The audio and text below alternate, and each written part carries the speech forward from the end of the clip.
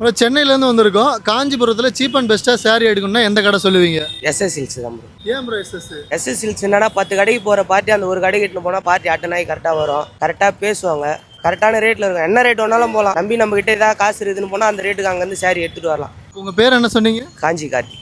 இப்போ காஞ்சி கார்த்தி அவரை நம்பி எஸ்எஸ் சில்க்ஸ் போகிறோம். அங்கே என்ன நடக்குதுன்னு பார்ப்போம். வணக்கம் காஞ்சிபுரம், நான் உங்கள் சென்னை மாப்பிள்ள. இன்றைக்கி நான் காஞ்சிபுரத்துலேயே ஃபேமஸாக இருக்க எஸ்எஸ் சில்க்ஸ் தான் வந்திருக்கேன். வாங்க பார்க்கலாம்.